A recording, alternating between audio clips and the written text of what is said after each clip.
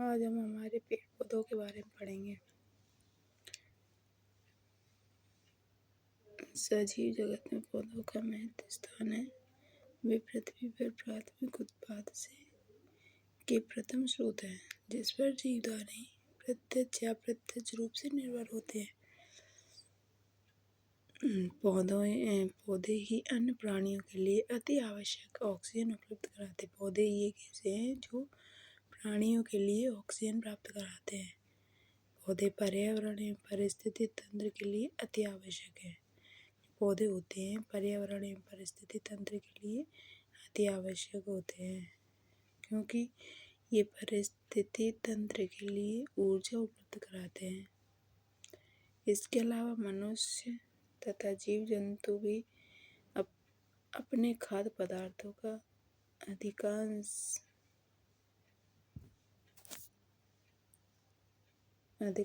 भाग पेड़ पौधों से ही प्राप्त करते हैं।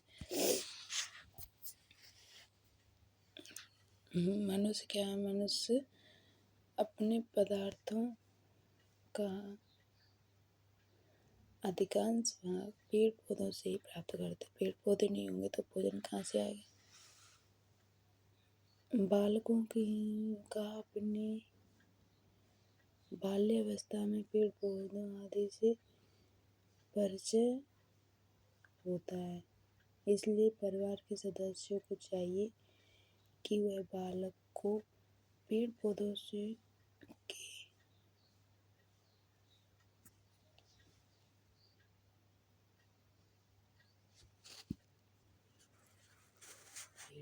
के विषय में आवश्यक जानकारी दें, ताकि बालक के लिए लाभकारी भूमिका निभाए। अब हम पढ़ेंगे सजीवों का वर्गीकरण। सजीवों को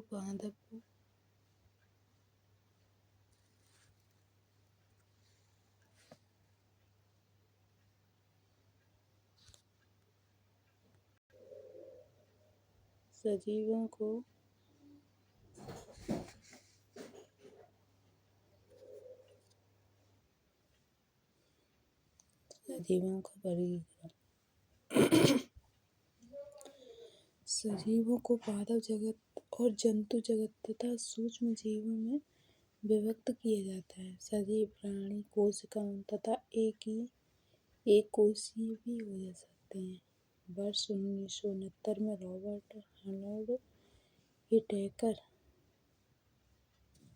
में सजीवों को 5 जगत में विभाजित किया गया, जो निम्नलिखित है। इन्होंने क्या किया है, 5 जगत में विभाजित किया है। नंबर 1 क्या है, मोनेरा। इस जगत से जीवाणुओं का स्थान दिया जाता है। इस जगत में क्या है, मोनेरा में जीवाणुओं का स्थान दिया गया है। और नंबर 2 प्रोटिस्टा। इसमें एक कोषीय यूकेरियोटिक जीवों को शामिल किया गया है। एक कोषीय जो यूकेरियोटिक जीव होते हैं ना, उनको प्रोटिस्टा में शामिल किया गया है। कवच मशरूम तथा फफूंद को शामिल किया जाता है। कवच में क्या है, कवच में मशरूम तथा फफूंद को शामिल किया गया है। पादप जगत। नंबर 4 पादप जगत। इस जगत में शैवाल तथा कोशिकीय हरे पादपों का स्थान दिया गया है। नंबर 4 में जो पादप जगत है, उसमें क्या किया जाता है, शैवाल तथा बहुकोशिकीय हरे पादप को स्थान दिया गया है। और नंबर 5 जंतु जगत। इसमें बहुकोषीय जंतुओं को शामिल किया जाता है, जो मेटाजोआ कहलाते हैं। जंतु जगत में क्या होता है, बहुकोषीय जंतुओं को शामिल किया जाता है, जो मेटाजोआ कहलाते हैं। पौधों के प्रकार। भौतिक विशेषता अथवा आकार के आधार पर पौधों के निम्न प्रकार है। नंबर 1 शाक, हेर्बस। ये आकार में बहुत छोटे होते हैं। इसका तना हरे रंग का होता है। ये क्या होता है, आकार में बहुत छोटे होते हैं और तना कैसा होता है, हरे रंग का होता है, जो बहुत ही कोमल होता है। इसमें अत्यधिक टहनियाँ नहीं पाई जाती। ये हरे रंग के होते, छोटे छोटे पौधे होते हैं, ये हरे। इसमें अत्यधिक टहनियाँ नहीं पाई जाती, जैसे धना, मेथी, पालक आदि। जो ये होते हैं ना, धना होते, मेथी होती, ये बहुत कोमल पौधे होते हैं, जो साग में इनको साग में शामिल किया गया है। नंबर 2, झाड़ी। झाड़ी, इसका आकार साग से बड़ा होता है। झाड़ी जो होती है, जो साग से बड़े होते हैं, इसका तना मोटा और कठोर होता है। इसमें कई सारी शाखाएं इनके तने के आधार से निकलती। इनमें कई सारी शाखाएं होती हैं और ये तने के आधार पर ही निकलती हैं। इसके उदाहरण गुलाब, गुड़हल, नींबू आदि। जो होते हैं गुलाब, गुड़हल, नींबू, जो होते हैं जो झाड़ियों में आते हैं। अब आ जाओ वृक्ष पर। वृक्ष, इनका आकार बहुत बड़ा एवं विशाल होता है। वृक्ष तो सबसे बड़े होते हैं। इनका तना कठोर, मोटा एवं भूरे रंग का होता है। इनके तने से कई शाखाएं निकलती हैं, जो चारों ओर फैली होती हैं, जैसे आम, नींबू, जामुन, पीपल, कीकर। बड़े बड़े वृक्ष होते हैं, आम, नींबू, जामुन, इत्यादि। लताएं, लताओं को अपन क्या कहते हैं, बेल को भी लताएं कहते हैं। ये वे पौधे होते हैं जो अत्यंत कमजोर होते हैं, जो सीधे स्थिर नहीं हो पाते।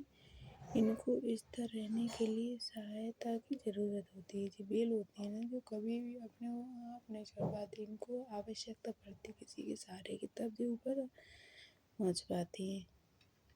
ये इनके 2 वर्ग हैं। विपर्सी लता। विपर्सी लता कैसी होती है, सामान्य रूप से ये लताएं जमीन के ऊपर बड़े भूभाग पर फैली रहती हैं। जो जमीन पर ही फैली रहती हैं, वे विपर्सी लता होती है। इसके उदाहरण खीरा, खरबूजा, तरबूज, पुदीना होते हैं, वो विपर्सी लता में आते हैं। आरोही लता। ये लताएं किसी ढांचे की सहायता से सीधी खड़ी होती हैं तथा ऊपर चढ़ती हैं। इससे यह वृक्ष के तनों के चारों ओर लिपट जाती है। कौन कौन सी हैं, मनी प्लांट, मटर, अमरवेल, लौकी, तुरई, ये लताएं होती हैं। क्षेत्र के आधार पर पौधों का वर्गीकरण। क्षेत्र के आधार पर पौधे के निम्न प्रकार होते हैं। नंबर 1, जलोढ़। ये पानी में पाए जाते हैं। इनकी जड़ कम विकसित होती है। इनकी पत्तियां पतली व संकरी होती हैं, जिस पर मोम की परत होती है। इसके उदाहरण है कमल, हाइड्रा, वाटर लिली। लवणोद्भिद। इस प्रकार के पौधे दलदली क्षेत्रों में पाए जाते हैं। इन पौधों की जड़ें जमीन के ऊपर निकली हुई होती हैं। समोद्भिद। ये पौधे खेती योग्य जमीन में पाए जाते हैं। इनका तना ठोस और शाखा युक्त होता है। इसके उदाहरण है मक्का, टमाटर, गेहूं, धान, ये सब। ये पौधे कुछ समय बाद मर जाते हैं, क्योंकि इनके मूल में श्वसन रुक जाता है। तो ये अपने टाइम के बाद ये खत्म हो जाते हैं, सूख जाते हैं। मरुद्भिद क्या होता है, ये पौधे मरुस्थलीय क्षेत्र में पाए जाते हैं। इनकी पत्तियां छोटी छोटी एवं जड़ें गहरी होती। इन पौधों के तने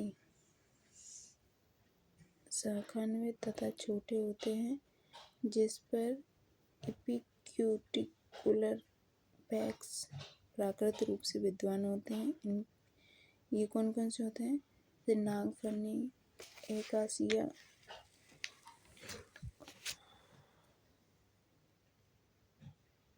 यूफोर्बिया इत्यादि। आज की वीडियो सिर्फ इतना ही। मिलते हैं कल की अगली वीडियो में। Okay, bye bye.